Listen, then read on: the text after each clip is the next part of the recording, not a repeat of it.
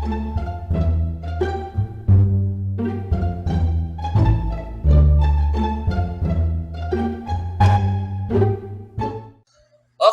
klaruhin po natin ito. Sa mga viewers po na may mga coins na hawak at nais po ninyong pumunta din sa subastahan at doon kayo magbebenta ng coins, ang pinakauna po ninyong kailangang ihanda bukod po sa coins na meron kayo ay ang mga papers din ng inyong mga coins. Okay po? Kasi syempre, sa subastahan po kasi tinitignan po talaga yung authenticity ng ating mga coins. Now, sa mga nagtatanong kung bakit sa subastahan, diretso lang po na sagot ito ha. Mas mataas kasi ang bentahan sa subastahan. Okay po? Kasi sa subastahan, may starting bidding po siya. At hindi ka babaratin ng mga gustong bumili ng mga coins. Kasi syempre, ang mga dadalhin po doon ay kasama sa mga highlight at mga end demand na coins. Lalo talagang hinahanap ng mga numismatics at mga collector. Okay po? Kung sa common transaction kasi minsan binabarat po tayo, minsan mali pa ang mga sinasabi po sa atin. So dalhin na lang natin sa subastahan, ganun lang kasimple yun. Mas mataas kasi ang bentahan po doon. Pero para po ang inyong coins ay talagang magkaroon po ng authentication. Okay po, kailangan nyo pong magpagawa ng authentication paper. Para talagang yung coins na dala po ninyo, kapag may papel po dyan, yan po ay worthy sa presyo na para sa coin na yan. Okay po?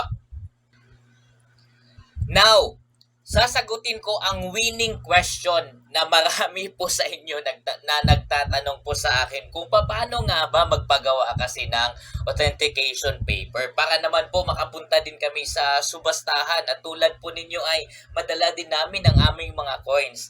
So, ganito po yan. Bigyan ko kayo ng tatlong option po yan mga ka-Vertusio. Okay po? Tatlong option po. Okay? Kaya makinig po kayo, pwede nyo pong isulat para alam po ninyo yung proseso kung paano siya gagawin, saan siya gagawin, at kung sino man ang dapat nating puntahan para magawa yung mga authentication paper na yan para sa mga coin na hawak po ninyo ngayon. Okay? So, tatlo lang po ito. Sulat po ninyo. Okay? Yeah.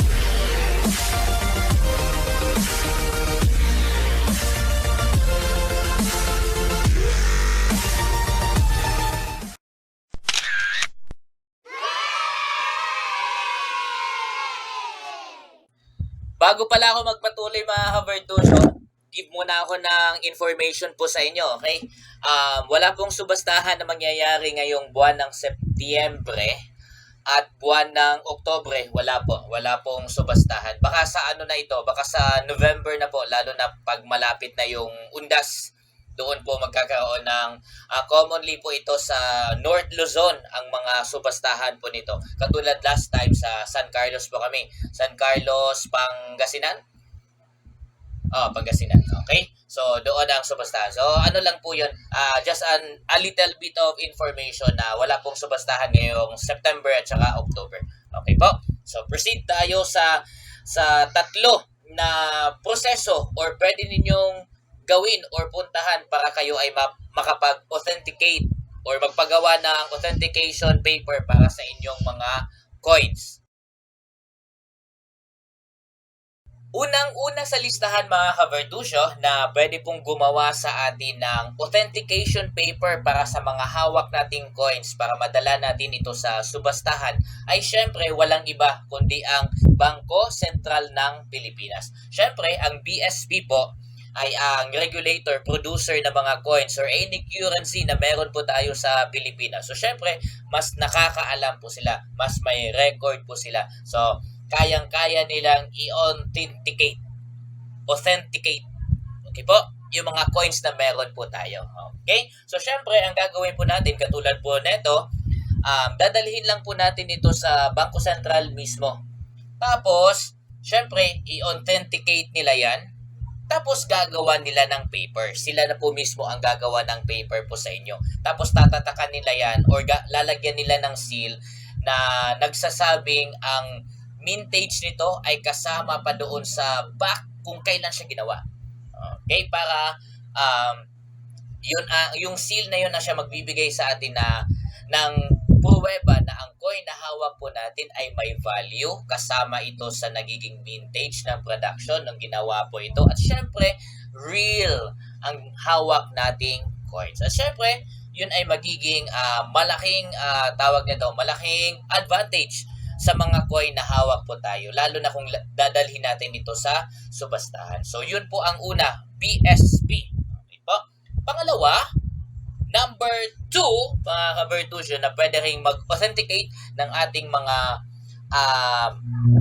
coins para naman ay legit ang ating dadalhin sa subastahan ng mga coins.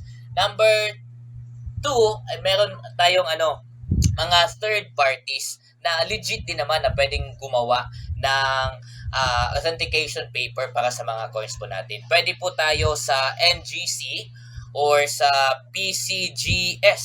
Yan, pwede po tayo doon, or sa Philippine Curator and Graders, mga ganyan. MME. Mga grupo yan dito sa Pilipinas, mga Vertusio. Kasama dyan yung mga kolektor, mga numismatics. Kasama sila dyan na pwede po silang these people are very knowledgeable about coins, na binigyan sila ng license to authenticate coins. So, pwede rin silang gumawa. Ayan. So, ang gagawin po ay pwede tayong pumunta doon. Tapos, same din sa proseso na meron tayo sa BSP. Ang pinakamahalaga kasi dito, mga ka-Vertusio, ay there should be one knowledgeable about sa coin na authentic dapat. So, hindi lang kahit sino. Ito ay legit dapat na grupo na siya ang magpa-testify. Siya ang mag-authenticate ng mga coins na meron po tayo. So, ganon din ang proseso.